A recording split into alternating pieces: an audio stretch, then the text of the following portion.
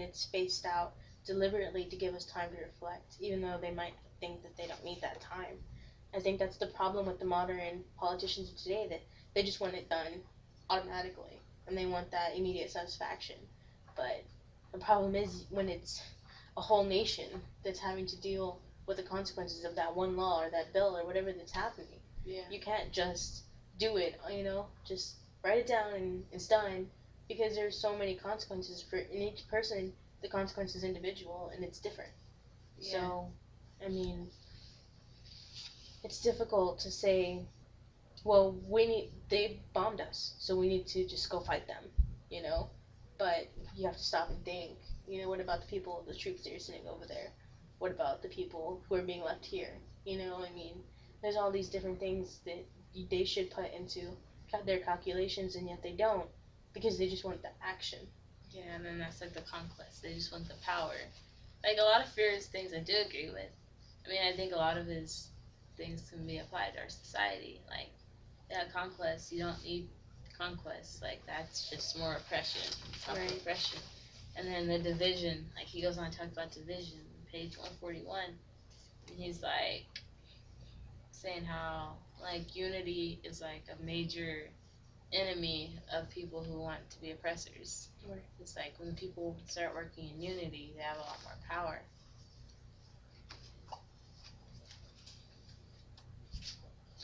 Um, and then I thought it was interesting. It says the oppressors do not favor promoting the community as a whole, but rather selected leaders. So like they pick leaders out of the community, like certain leaders, like, oh, this person, he's got good skills, whatever, let's pull him out.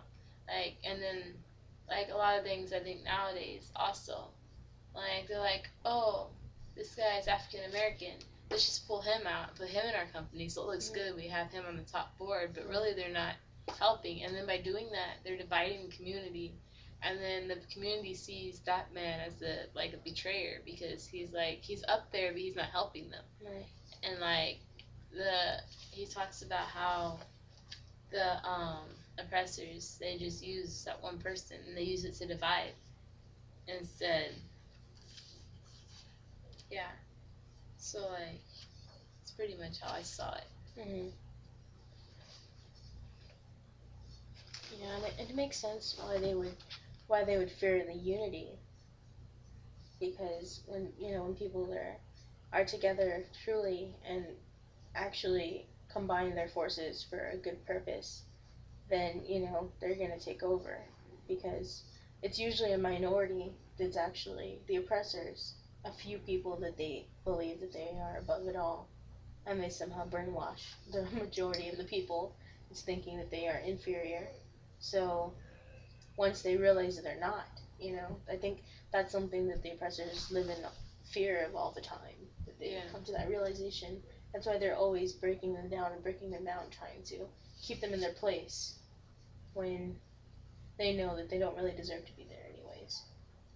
So, and you said putting one minority in the group could just make it look like that's more false generosity. Yeah. That, well, see, he's here, so we're not racist or anything, but yet they don't actually include him in their decisions, or they don't, Or even if they do include him, like, they're still oppressing everyone else. Like he says, the oppressed have to come up. Like, the oppressors can't lift them up. Mm-hmm. They have to, like, fight and struggle and come up themselves.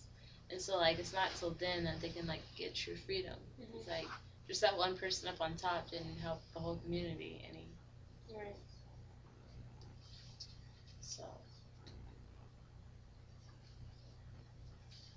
I saw that. Oh, and then here on page 146 says, this false generosity he attempts, and he says, to buy peace for himself.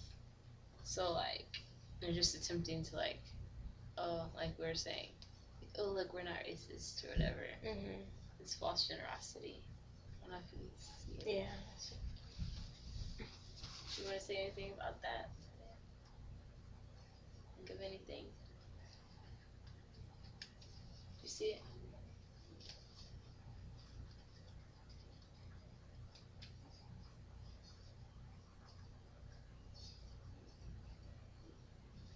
Did you find it? Okay. And so he says on 146, since it is necessary to divide the people in order to preserve the status quo, and thereby the power of the dominators, it is essential for the oppressors to keep the oppressed from perceiving their strategy, so the former must convince the latter that they are being defended against the demonic action of marginals, rowdies, and enemies of God. So he makes it sound like he's protecting them, even though he's actually oppressing them. Yeah, and that happens a lot. Yeah. And then he makes the people fear freedoms to think that they're going to become free, then they're not going to have the protection from all that stuff anymore. But really, all that stuff is just mythical. Like, right. They just like exaggerate, the oppressor exaggerates everything just to make the oppressed fear freedom, and so that way they're still divided. They're still under his power. It kind of reminds me of, even though it's completely different, but like when a parent tells a child not to go out because someone will take them, and even though, I mean, it's a good, it's, you're using it to keep them away so that they, because someone really could take them. Yeah. But you kind of like exaggerate everything. Oh, we don't go in the dark because he will get you. That man will take you. Yeah. Because you're trying to, in a way, you're oppressing them. You're keeping them from going out, and they fear that freedom. So you kind of see that even in like parent-child interactions, even though it's for a healthier reason, usually. Sometimes some parents take it a little too far. Yeah. And then you have those children who like afraid to leave their mother's side when they're older because they have that anxiety problems. Yeah. So I think that was a good analogy.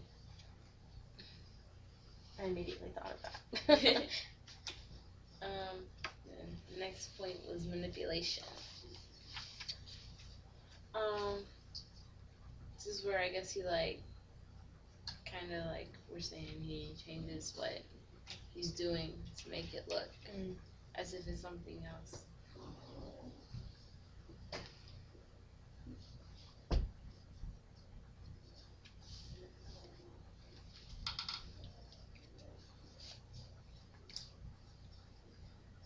So they organize the people, but it's like a false organization. It's organizing it for their own power. The same it's like organization doesn't mean emancipación. Emancipación is the process of reducing the people to a manageable, unthinking agglomeration. That was in the notes on 148. And it's saying how they want to organize the people, but they don't want to tell them really what they're doing. They want them thinking on their own. There's just a whole mass that's just going to do whatever he says. Like they have ulterior motives? Yeah.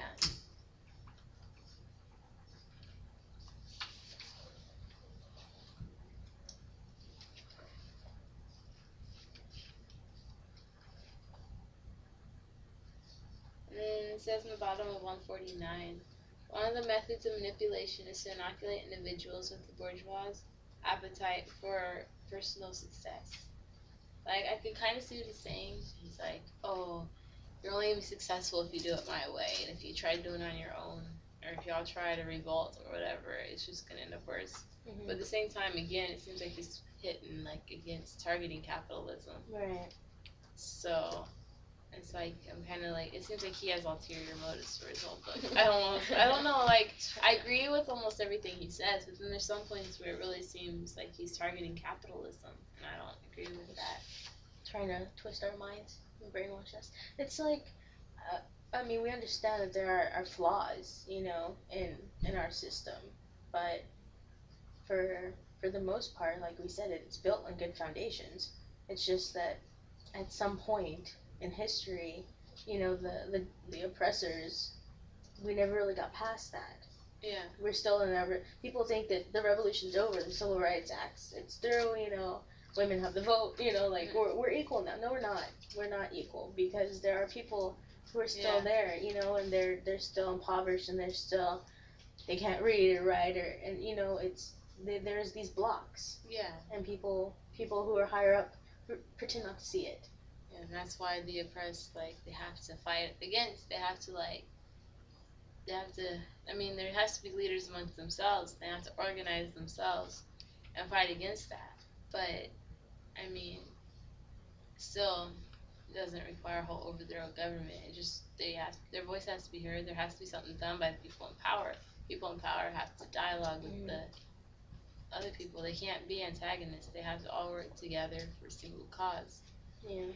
Maybe that's just what Paulo or Freire, maybe that's what he sees. He just sees that, that there are still some people who are not equal, and so maybe he's just pointing out that one flaw.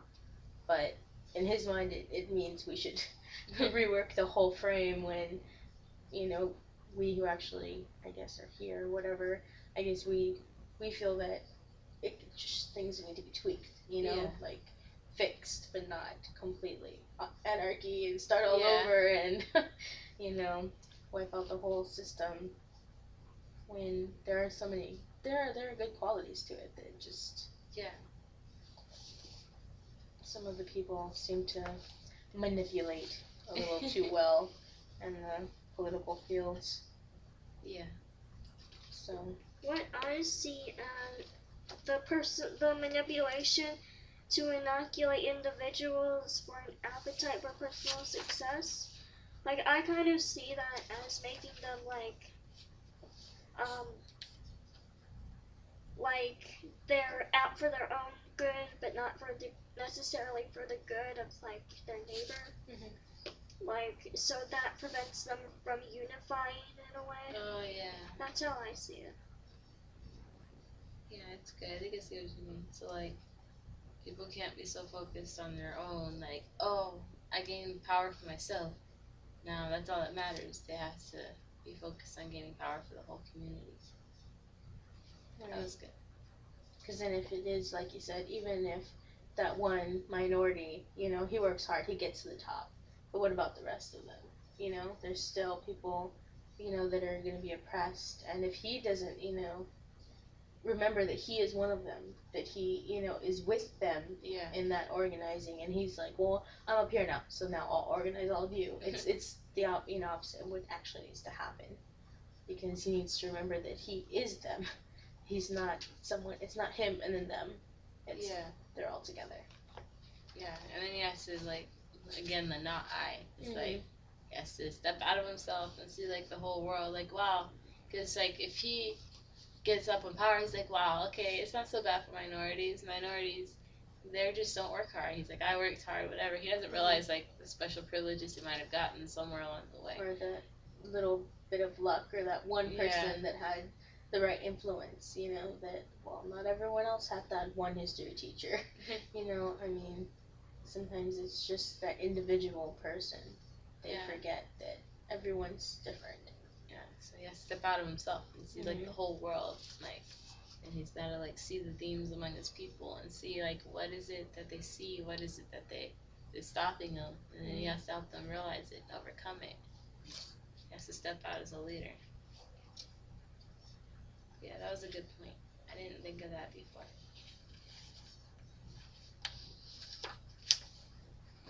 I guess next is the cultural invasion.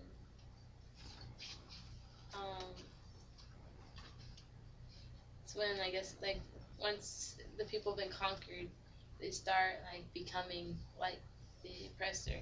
And that can't happen, because then that's, like, the worst thing that can happen. When I think of cultural invasion, like, I think of, like, taking away of another culture. And, like, I know this one quote, I don't remember who said it, but, like, the greatest way to take away a person's identity is to take away their culture. Yeah. And, like, a culture is, like, not just one person's identity, it's, like, an entire community's identity, so that would help the oppressor in oppressing. Yeah. That's, like, going back to the whole taking away the Mexican American culture classes and different stuff. It's like taking away their culture, taking away their identity. You're like, it's cultural invasion. You don't care about what they want or they perceive or they think. It's just, you conquered them, so now they're our possession. They belong to America. America's English. America's, so many people see as white, and it's really not white, but.